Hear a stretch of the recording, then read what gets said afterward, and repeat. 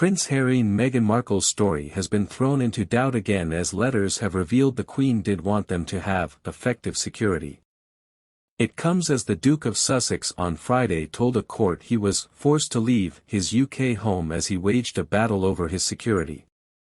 Harry is challenging the decision to downgrade his publicly funded security detail after he quit as a working royal in 2020. In a statement read out on his behalf in court, Harry said he felt forced to leave the UK after the security downgrade.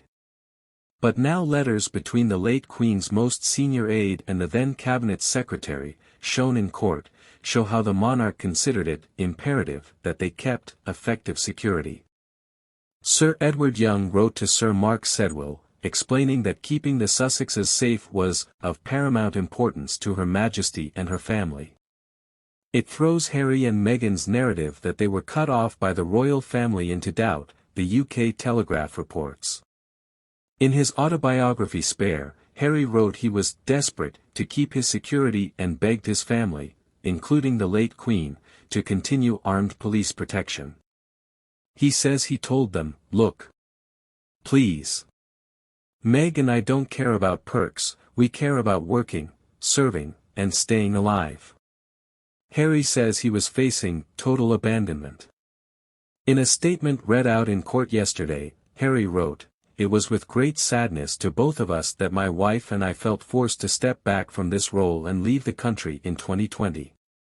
The UK is my home. The UK is central to the heritage of my children and a place I want them to feel at home as much as where they live at the moment in the United States.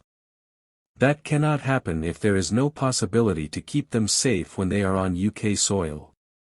I can't put my wife in danger like that, and given my experiences in life I'm reluctant to unnecessarily put myself in harm's way too."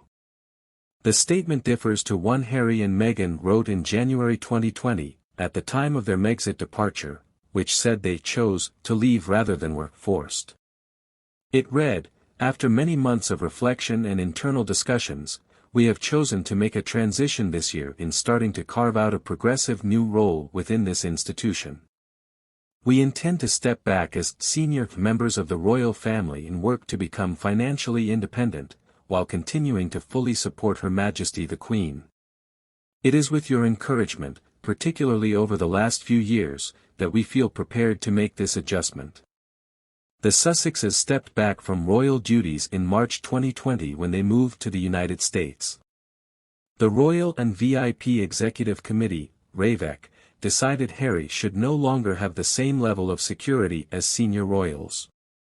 But his legal team say there was a lack of transparency, and the usual risk analysis was not applied. The Duke's team says his private security reported issues to the Met after he was interdicted by paparazzi at a well-child event in 2021.